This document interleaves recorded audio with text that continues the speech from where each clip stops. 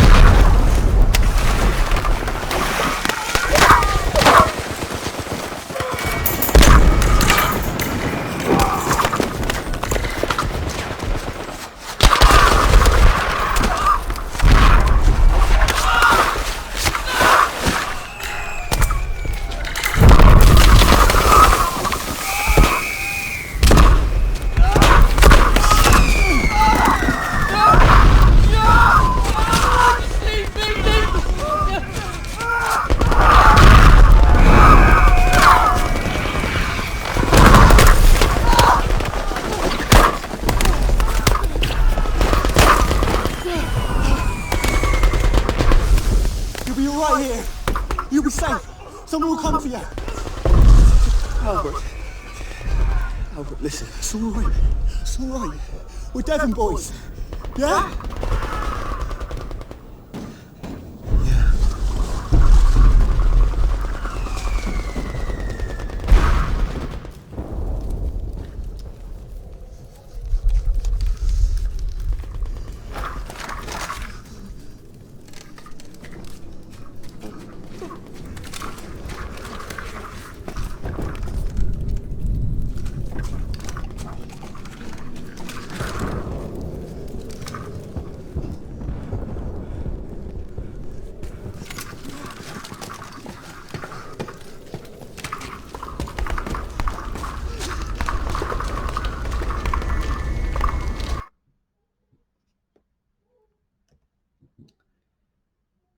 It's actually not the full scene.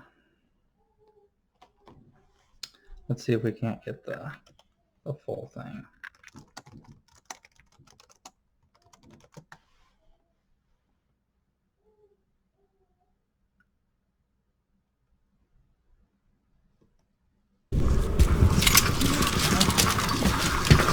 The other after that. Works nicely.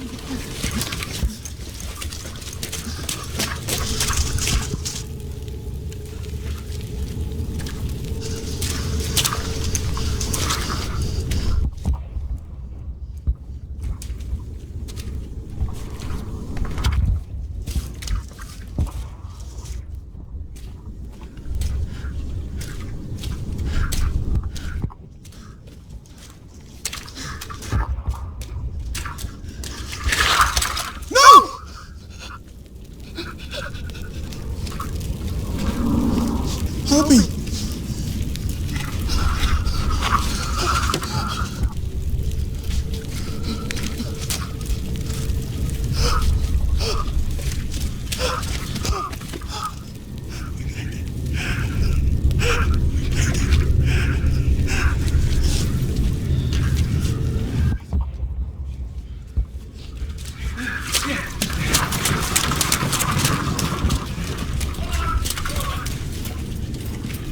Andrew! This way out! Gas, gas, gas!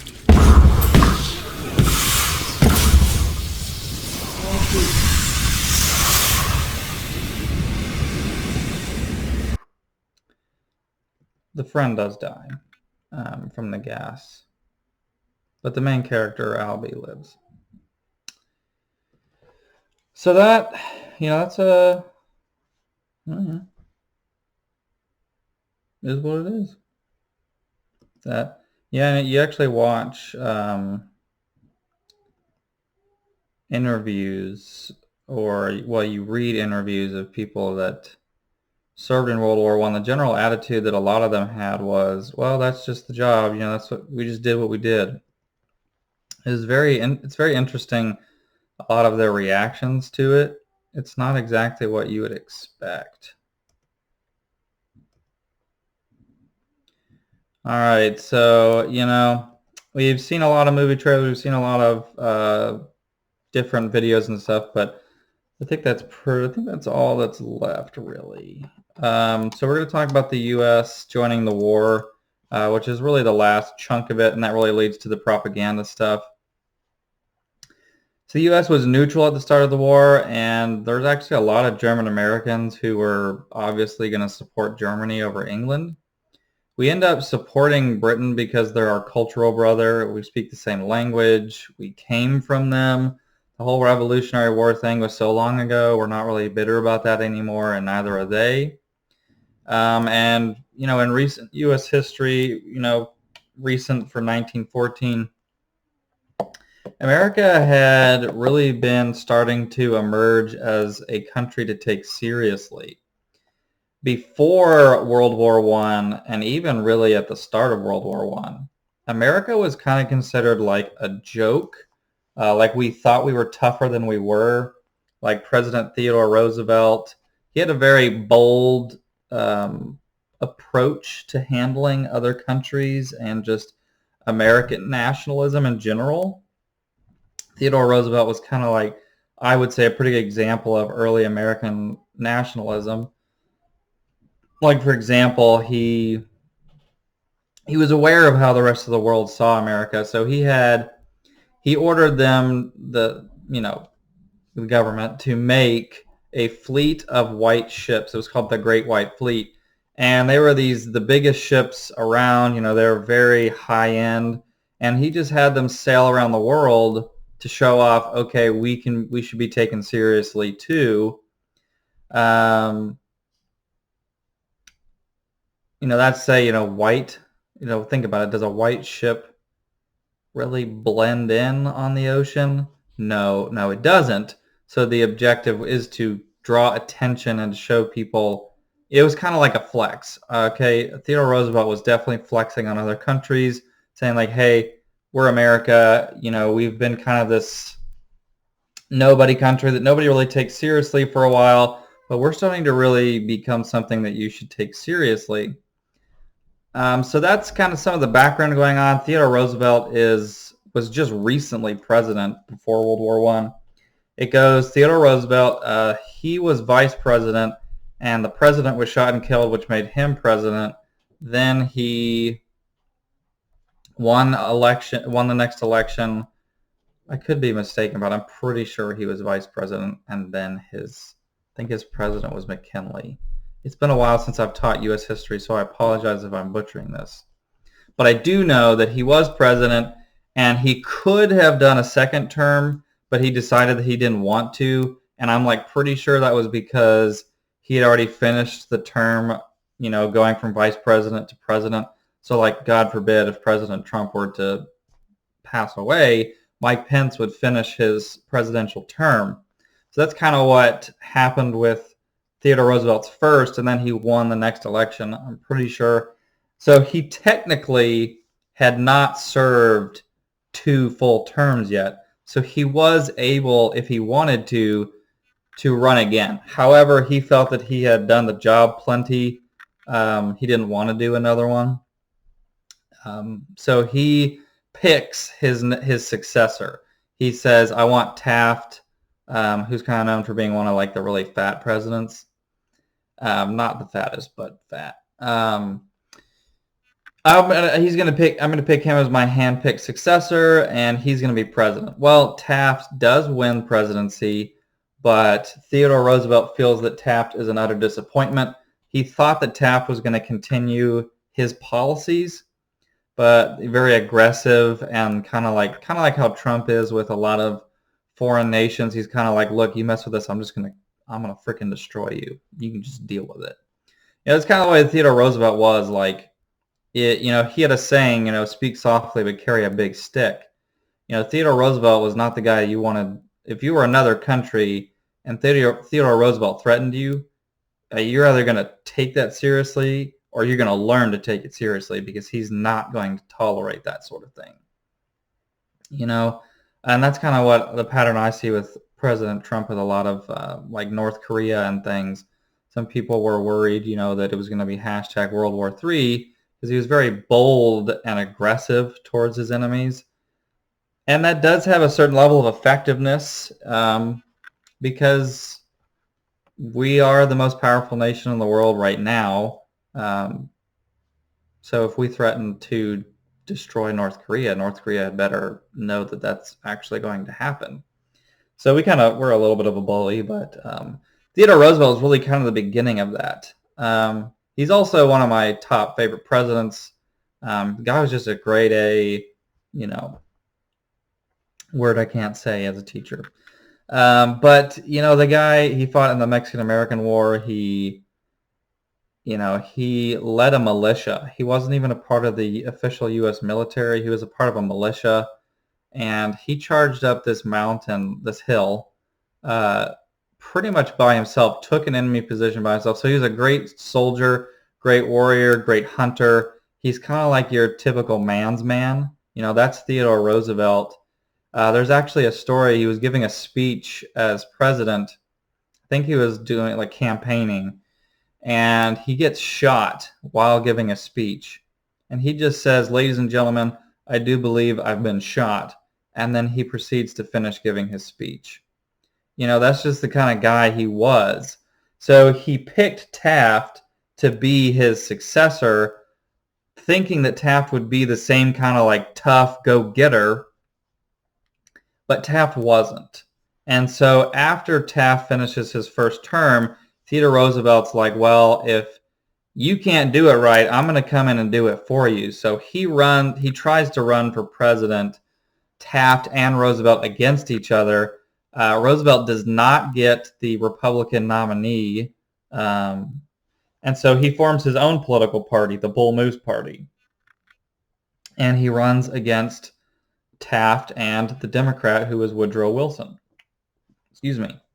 And it's kind of interesting because, I was talking about how Trump reminds me of Theodore Roosevelt sometimes, not a lot of the time, but sometimes, when Trump was thinking that he wasn't going to win the Republican nominee, he was saying that he was going to form his own political party and run as an independent.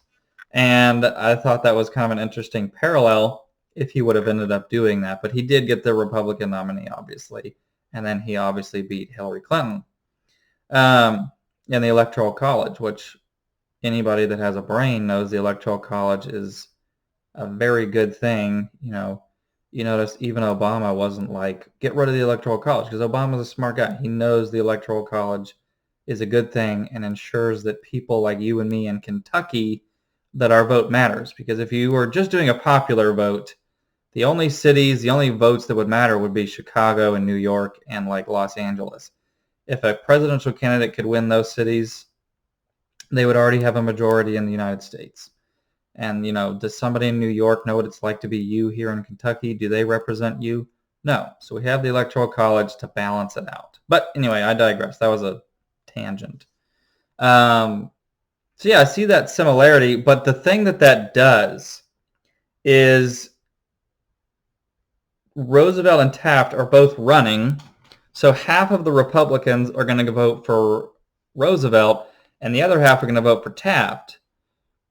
So the Republican vote is split, which means that Roosevelt and Taft get less votes, per candidate, which meanwhile, Woodrow Wilson is the only Democrat, progressive running. So he's going to win because he's still getting all the Democrat votes. So the background of the U.S. is that Woodrow Wilson is going to be the president of the United States, kind of out of a crazy wild card moment, because if it was just Roosevelt versus Woodrow Wilson, I'm pretty sure that Woodrow Wilson would have lost. And Roosevelt, judging on his reaction to a lot of what happens here, I would imagine America would have gotten involved in World War I a lot sooner, and a lot more Americans would have died, and maybe we wouldn't be born. Things would certainly be different, right? So at any rate, I do love Roosevelt, but I am glad that Woodrow Wilson is president during World War I because he keeps us out of the conflict for quite some time. Other fun fact about Roosevelt is, if you've ever seen Night at the Museum, the uniform that Robin Williams wears because he plays the wax version of Theodore Roosevelt, the uniform he's wearing is actually a replica of the uniform Roosevelt wore in the Mexican-American War. And the fun fact about it is that a popular clothing company actually made that uniform, Abercrombie and Fitch actually got their start making custom military uniforms. So yeah, Theodore Roosevelt was wearing an Abercrombie and Fitch military uniform in the Mexican-American War. It's kind of an interesting fact. We also have most of our national parks are because of Theodore Roosevelt. Things like minimum wage and, the fact that meat has to, reach a certain level of quality are thanks to Roosevelt as well. There's a book called The Jungle, before Theodore Roosevelt, The Trust Buster, where, meat was, and if we were here together with the Industrial Revolution, I would have passed this out. But basically the reading is like, there was the author of The Jungle went into meat factories and was inspecting the meat. And what he found was that the meat, no joke, it's how he describes it, was just in a cold room with water and rusty water dripping on it. And there were tons of rats.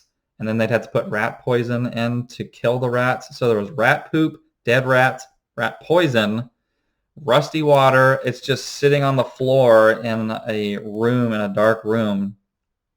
And it was usually leftover meat from Europe, so there was mold and stuff on it.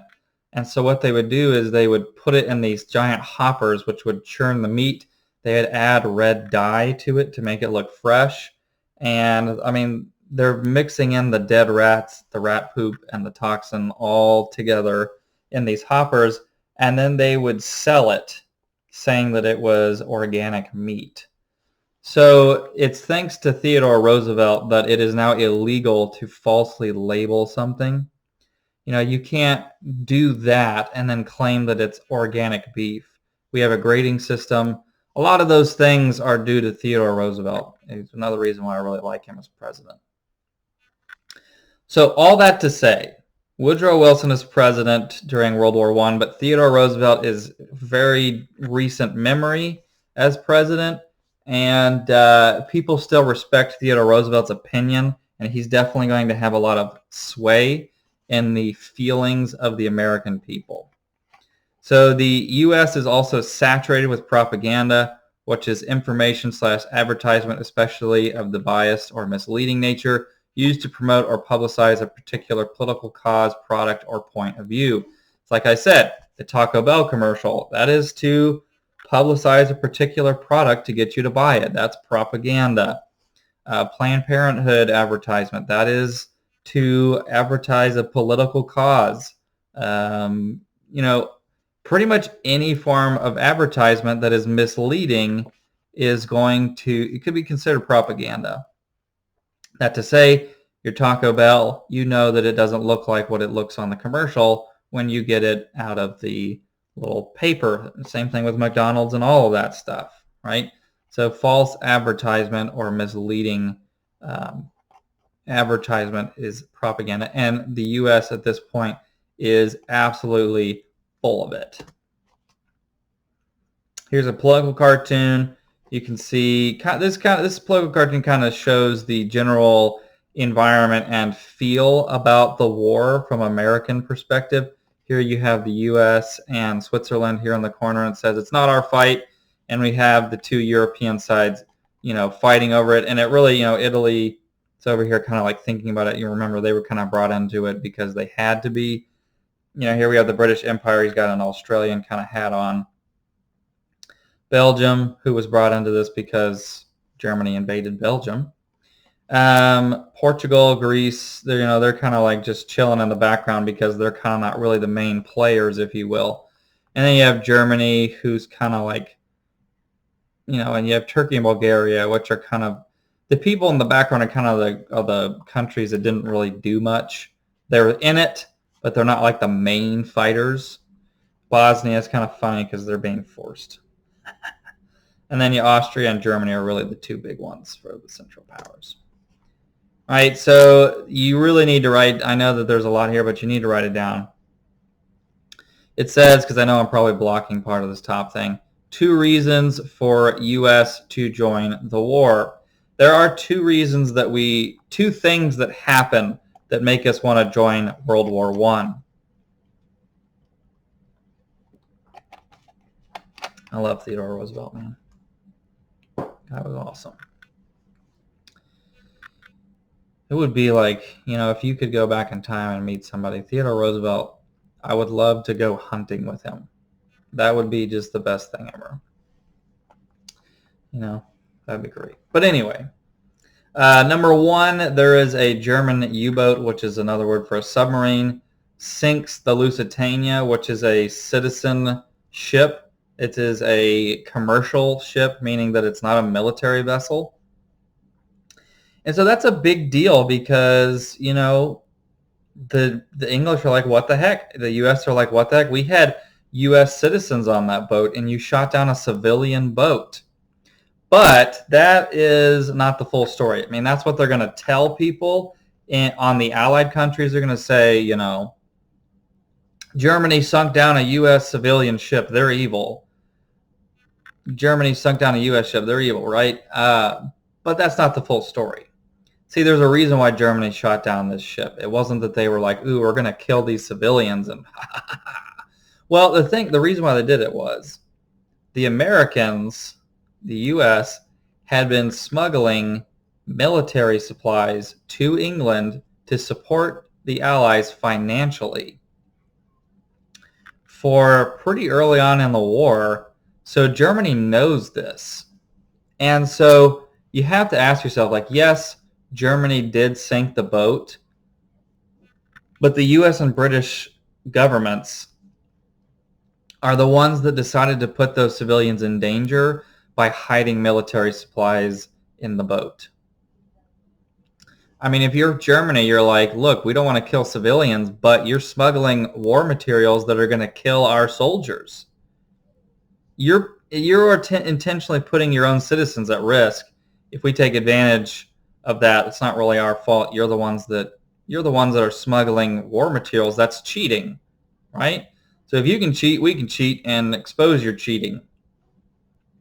So the Germans sink the boat because they know that they're smuggling war materials on it, and the Americans are told through propaganda that the Germans just sunk a ship full of civilians and they're evil. And you're like, well, why would they do that? Well, again, the U.S. feels kind of a connection with Britain, and saying that lie gets Americans to feel very angry at Germany, which fits their agenda. That's how propaganda works. You look at all the coronavirus stuff, depending on what side of the aisle you're on, some people are in the camp that this is all a hoax and blah, blah, blah, blah. And you'll see on Facebook and Instagram and Twitter all these articles, and it's like just kind of ridiculous stuff. And on the other side, you have the other camp that's like science, science, science, but only the science that I like. And you need to do this, but you need to wear a mask, but it doesn't actually help. You need to wear gloves, but it doesn't actually do anything. And it's the same thing. Both sides are producing like all these articles and facts, and I'm just like, where did you get these facts? Like, that doesn't sound right.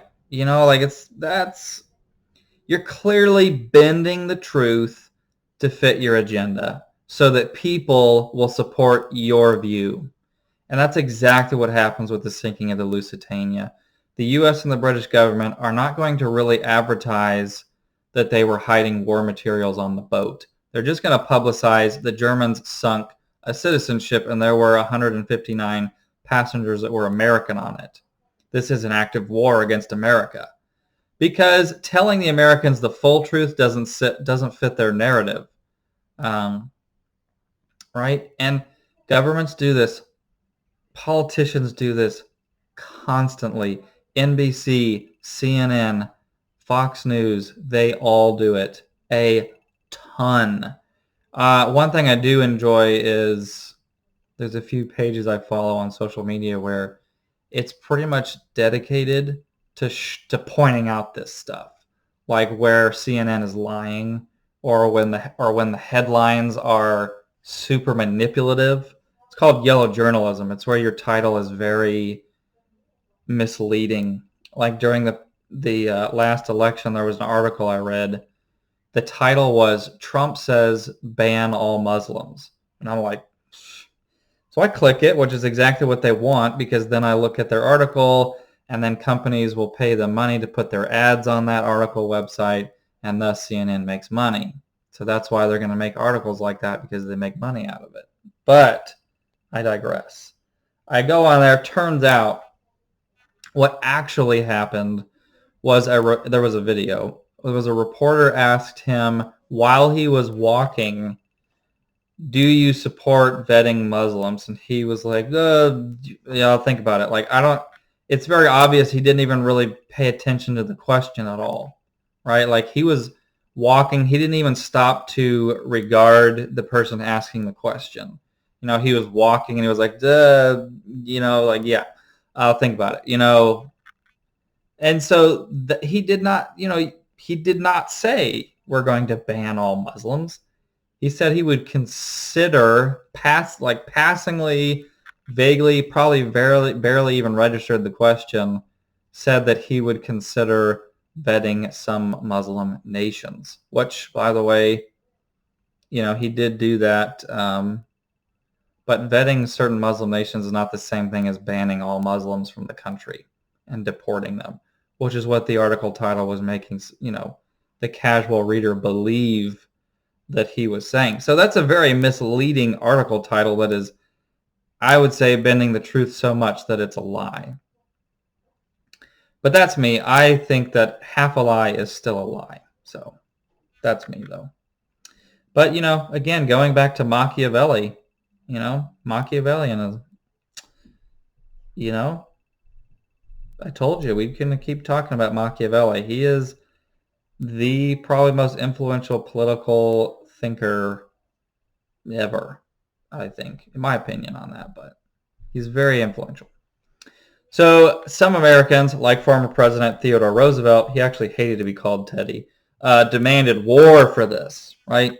But Woodrow Wilson has a bit of a calmer head, thank goodness.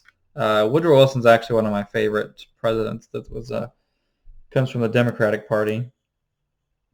The Zimmerman telegram is the second incident, and this is where England intercepts a telegram from the Germans to Mexico. So Germans are sending a telegram to Mexico. They say, hey, if you start a war with the United States and keep them preoccupied, you know, whenever we inevitably, I guess they had plans to conquer the world, maybe. They were like, we'll give you, or maybe in their treaty of surrender, we'll somehow work it to where you get Texas, New Mexico, and Arizona. Essentially, Germany promised Mexico, Texas, New Mexico, and Arizona if they attacked the United States. My personal thought is I think Germany was making an empty promise that they didn't mean to actually fulfill. Some people are, you know, very upset about the, you know, like Texas and all that. Like, you know, the Mexican-American War, the war Theodore Roosevelt was in, we actually conquered Mexico. We got down to the capital and all of that.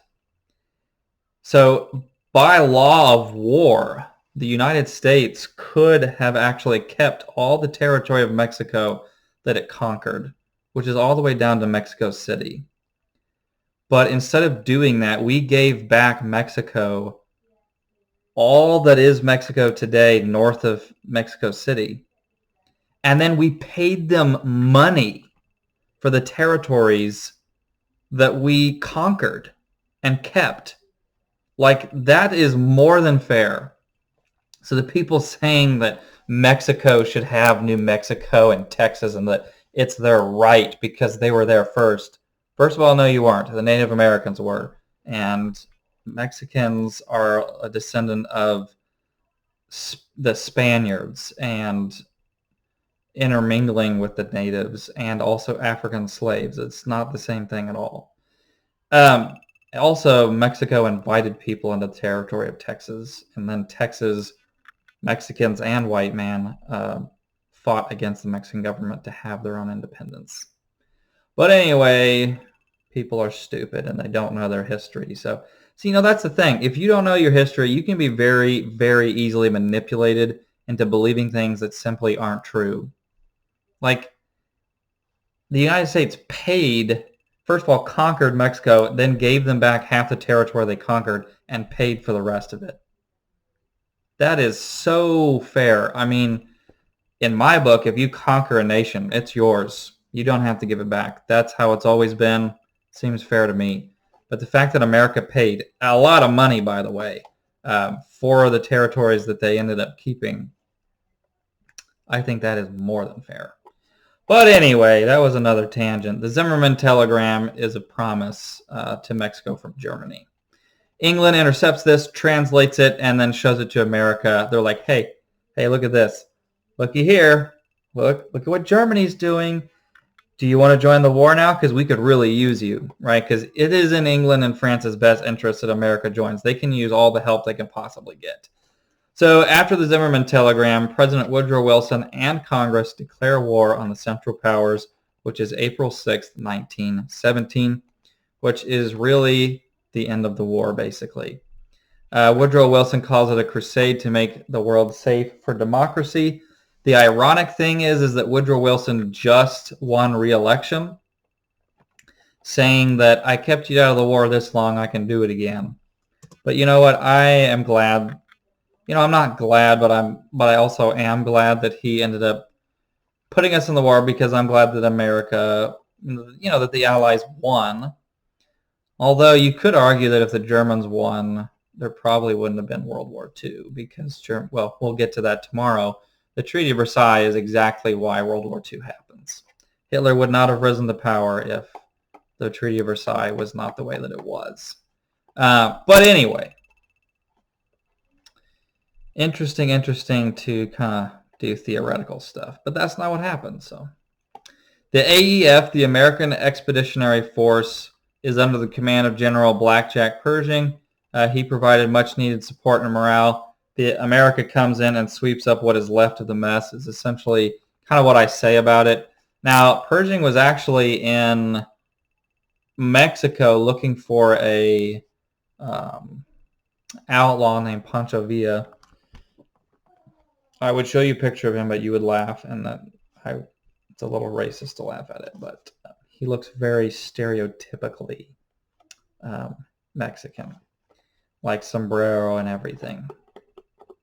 But he had killed some Americans, so they sent Pershing and like 15,000 American troops into Mexico to go find this Mexican outlaw.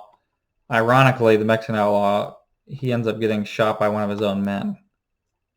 But anyway, Pershing and the U.S. military then have bigger fish to fry once they're involved in World War I. So the final year of the war, the Battle of Passchendaele, this continues the struggle in the area of Ypres, or Ypres, as the guy in the video yesterday said. British forces, Australian and New Zealand are the ones, and Canadian, are the ones leading predominantly this battle, which starts on November 6th. And it's very muddy. It's probably, as far as I know, the muddiest battle of the war. You see some pictures of the no man's land here, like the tank has been destroyed because the treads fell off. Casualties range higher than 500,000. It's called the greatest martyrdom of the war by the Germans. This is another of the battles that you probably want to remember. If you can't see how this is spelled because my face is blocking it, there is a worksheet on Passchendaele, and you can see the spelling there in that little worksheet packet I gave you. Now, again, I could, if this was a college course or we had the whole semester on just World War I, we would go into the specifics of this battle, But, I kind of just give you a brief summary of each of the battles. This is a very famous photograph. Very famous. If you watch War Horse, they kind of recreate it a little bit. Like a little bit. But it really shows you what no man's land looked like. Like, that forest is gone. Next is the Battle of Cambrai, or Cambrai. I can't remember the correct pronunciation. This is the battle where they try a massive tank assault. The British do, November 20th, 1917. Over 324 tanks with 12 divisions versus 2 German divisions. And they now have special grapnel guns, which are really good at tearing away barbed wire, which was a real problem for tanks before that. This sends Germans into a retreat, and the German counteroffensive on November 30th is successful and puts things back to where they were before the battle had started. But it did prove that tanks could overcome trench defenses, and the tank is ultimately what will kill trench warfare. As the tank continues to advance, trench warfare will be neutralized. So by World War II, you won't see too many trenches. You'll see some, but not a lot. Because a tank can just roll through it. So this leads us to the Spring Offensive, which is Germany's last offensive push to win the war. They knew the Americans were training and about to show up on the war, so they wanted to give one last big push to see if they could win. So Germany's last offensive attempt to win the war before the Americans show up. As Russians surrender, Germans send troops from the eastern front to the western front because Russia has now surrendered, as I said. Ludendorff, which is a top image and is probably blocked by my face a bit, he and Hindenburg, who's on the bottom here, plan a massive offensive called the Spring Offensive, and it is a test question to know that the Spring Offensive is Germany's last offensive push. It is very successful. It kind of mirrors the Battle of the Bulge in World War II. They advance 40 miles in 8 days and make it to within shelling distance of Paris. However, it is not quick enough. America arrives just in time to end the Spring Offensive. Funny enough, Ludendorff actually ends up being a prominent figure in Hitler's rise. He is a pretty big figure in the Nazi Party. Not at this point, but after World War I, he will become a Nazi supporter. And Hindenburg is a pretty big, he is not a fan of Hitler or the Nazis. But unfortunately, when Hindenburg passes away, that is what allows Hitler to become the chancellor. So yeah. Some photographs. There's a German tank. Here. Where's my mouse? There it is. Very boxy. Okay, so we have the Battle of Belleau Wood. That's what it says up there on the title. This is where the U.S. Marines show up for really the first time. The U.S. Marines show up ready to fight and clash with Germans. They're caught in open fields, then densely packed wood. The French advise the Marines to turn back, but the Marines say, heck no. Specifically, U.S. Marine Captain Lloyd Williams said, retreat. Yeah, we just got here. I can just see an American saying that, you know. So basically, the risk is, and if we had watched, typically we would have watched War Horse by now, and in that movie there is a scene that tells you exactly why charging through an open field into machine gun fire is a dumb idea. So the Marines are going to do something similar to that, but you know, the French are like, don't do it. It's not going to go well. The Marines are like, which by the way, at this point, the Marines were actually kind of a sub-branch of the Navy. The Marines weren't as well known as they are today. But anyway. The Marines are like, no, we're going to do this. And maybe they were a little bit eager, maybe a little cocky, but it ends up paying off for them. So the U.S. Marine casualties were very high, but they did pull through, and once they got past the field of wheat into the forest, the trees became a source of protection. The excellent marksmanship of the Marine riflemen picked off German machine gun posts. As General Pershing said, the deadliest weapon in the world is a Marine and his rifle. So it's so vicious and epic and successful were the Marines that the Germans gave them the nickname Teufelhoden, which means devil dogs. The Battle of Belleau Wood is a victory for the Allies, and it is what halts the Spring Offensive. Now, you're like, wow, really? Well, think about it. America really does have a culture of guns and hunting and owning guns. And so if you really think about it, most of these Marines probably have been shooting guns since they were like 8, if not younger somehow. I don't know. But that's not really like France and England, they don't have that same culture. They never have. In America, like hunting and all that is like, it's a big thing in America. So these U.S. Marines are used to hunting deer in the woods. So they use the trees as cover. They're excellent marksmen. They already know how to use a gun, you know? Whereas the English, they had to be trained on how to fire a gun. The Marine probably already knew how to fire a gun before they signed up for the Marines. So I don't know. Handling a gun just comes, I think, a little bit more naturally to Americans because it's such a big part of our culture. It's kind of funny. China said once, the leader of China said that he would never invade America because, well, there would be a gun behind every blade of grass. That to say, there is a feeling amongst other nations that Americans really like their guns. And if you ever tried to attack America, not only would you have to fight the U.S. military, but you'd have to fight every single American that owns a gun, which is a very, very large percentage of the country. So, yeah, you know, and then the other nations really are surprised with how good we are. The Marines really kind of show France, England, Germany, and Europe as a whole, hey, America is not a joke. Like, we're legit, and if you don't mess with us, we've been chilling over here on the other hemisphere, kind of just building up our strength, and now we're kind of showing you what we're made of, and it definitely gets the Europeans' attention. So it becomes known as the Woods of the Marine Brigade in France. This halts the German advance and leads to the Second Battle of the Marne, which is another huge success for the Allies, referred to as Black Day of the German Army. I love this artwork. It is of the Battle of Belleau Wood, just this American Marine just bayoneting this German, you know, epicness. So that halts the spring offensive, and this leads to the 100 Days offensive, which is the Allies' last offensive push, which will win the war. Now, you also need to know that on the test. You need to know the spring offensive. You need to know the 100 Days offensive.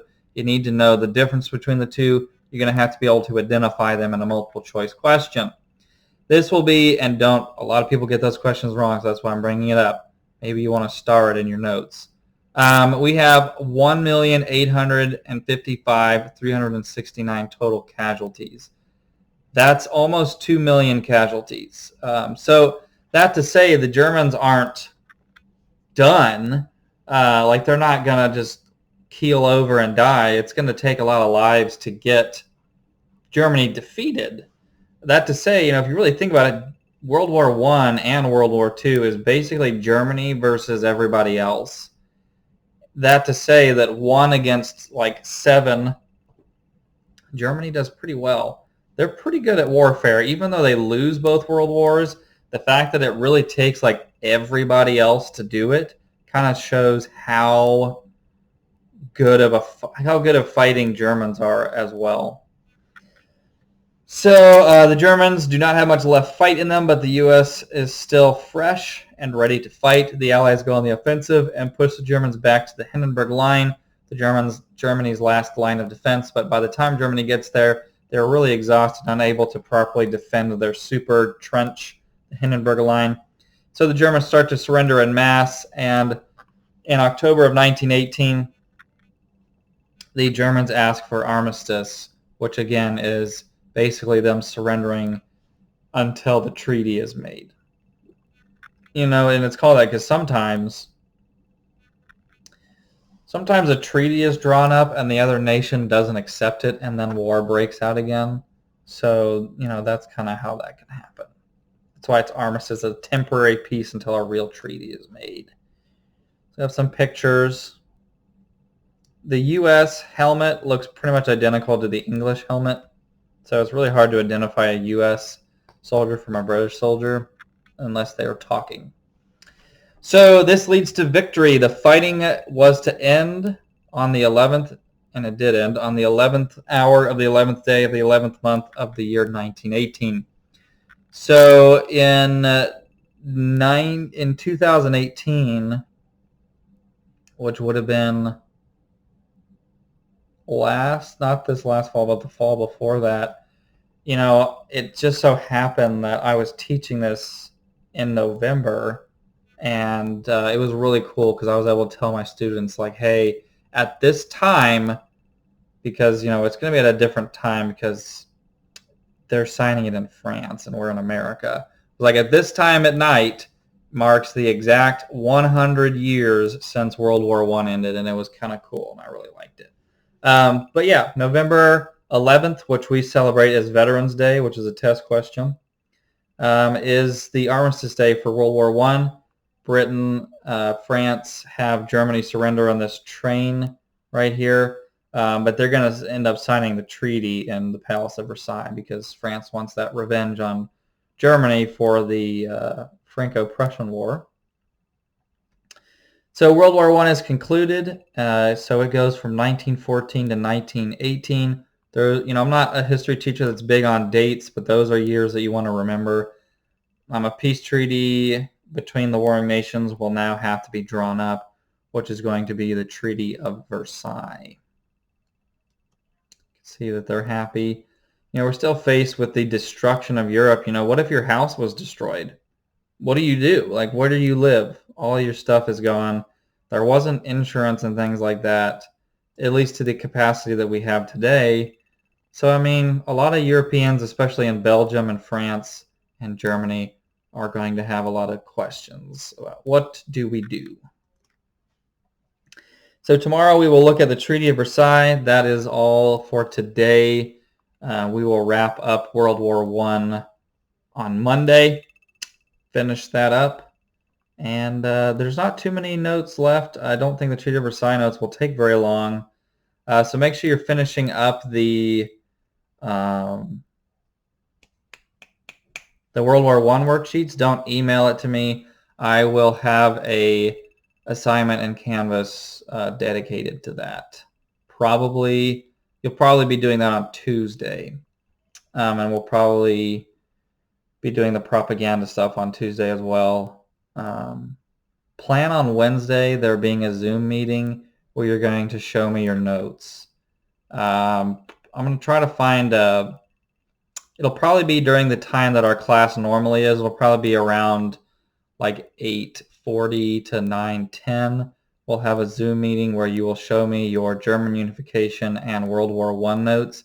If you miss that Zoom meeting, you're going to have to email me pictures of all of your notes to get that grade. So you probably don't want to miss that Zoom meeting. So go ahead and schedule in your planner or whatever that on Wednesday, this coming Wednesday, that you are going to want to have, your notes for a Zoom meeting. Okay? So, yeah. Let's look at the calendar here. See how things are. So we have next week. Okay. So Monday we are tomorrow I'm filming this on Thursday. You're watching this on Friday. So you'll be watching this video on Friday. Monday we will finish the war, and you will probably put your you'll probably fill in your answers for your worksheets on Monday. Tuesday we'll be doing the propaganda assignment. Wednesday we will be reviewing / doing the Zoom meeting. Thursday you will take, so a week from today when I'm filming this, which is Thursday, I know it's confusing. So next Thursday will be your World War I test. And so then on Friday, Monday, Tuesday, Wednesday, probably mainly Friday, Monday, Tuesday, we will be doing World War II and the Cold War. What I'm probably going to do is I'm probably going to do the World War II notes all in one video, and you can kind of just answer the questions at your leisure because I want to be able to get through all the information. And as of right now, the 13th is your last day. I could be wrong, but I'm pretty sure it's 13th. And at that point, you'll just have time to kind of get caught up on everything.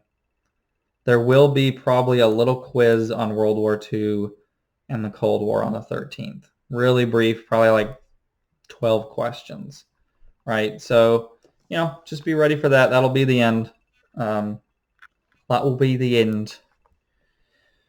So there you go. Have a lovely day. Today's video is obviously a little bit longer, but you know, that is what it is. Tomorrow's will be very short. So kind of a give and take, or I should say Mondays will be very short. So have a wonderful day. Have a good weekend. Peace out.